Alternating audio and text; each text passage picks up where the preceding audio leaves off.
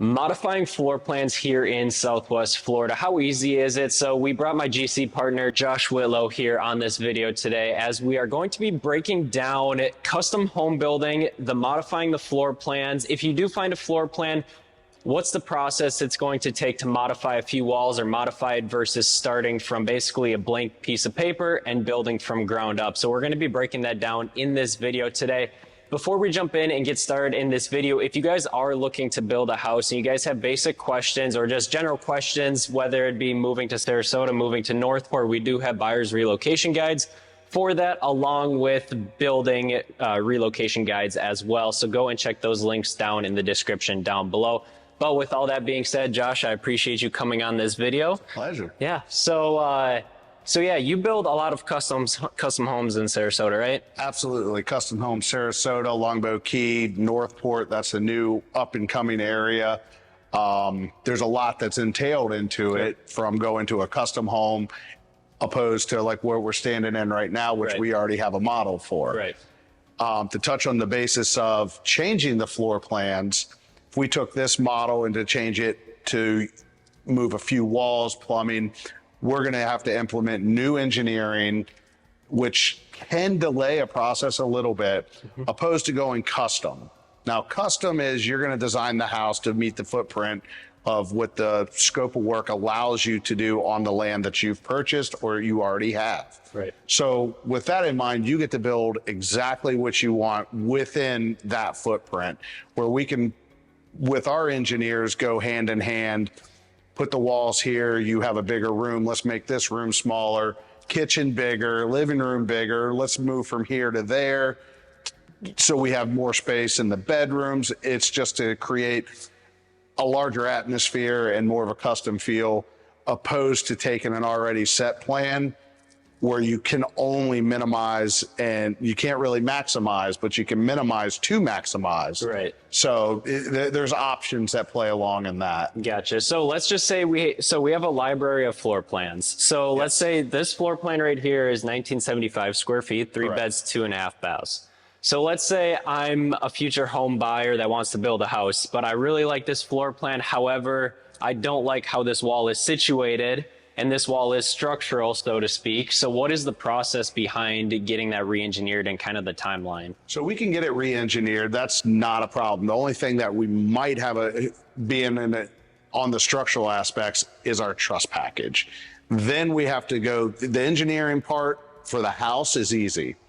But if we have to re-engineer the truss package, which we already have the engineering for this, we're going to be set back 10 to 12 weeks just on the engineering for trusses, and then the whole truss development would set us back. But moving some non-load bearing walls, adding aspects of that's not an issue. That could only set us back a couple of weeks. Okay, so if it's non-structural, we're looking maybe like a month or so, give or take a little bit, to re-engineer it, versus if it's a structural wall, you have to re-engineer the trusses and basically the floor plan, right? Depending on what they want moved. If they want this wall moved or this wall moved, it can implement moving block work, the whole foundation plan. So we just have to be careful. And I as the builder will go through that to say, hey, we're going to be stepping ourselves back here to re-engineer this. It could change the cost of the property as well. So it's not as simple as saying, Josh, I really love this floor plan, but I want to move this one wall. Can I get it done in a week? Correct. I wish it was. Yeah.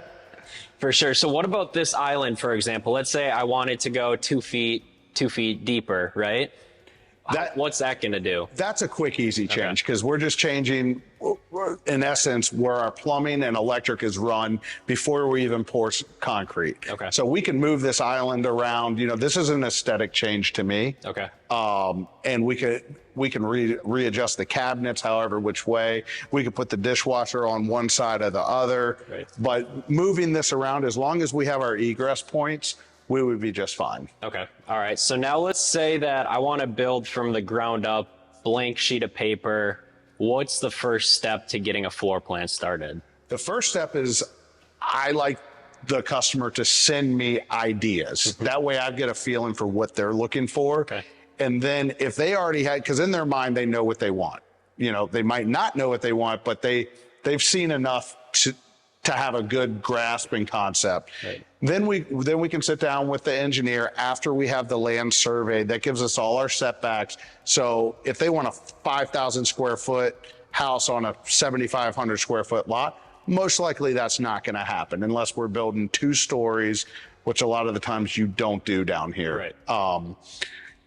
But then we can sit with the engineer, they put it together.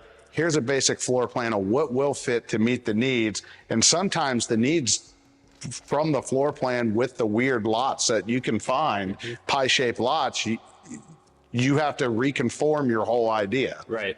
You know, especially on the water with your high water lines that you have to meet. And then you kind of build it together with the client, which is a fun part. Sometimes it can take a long time.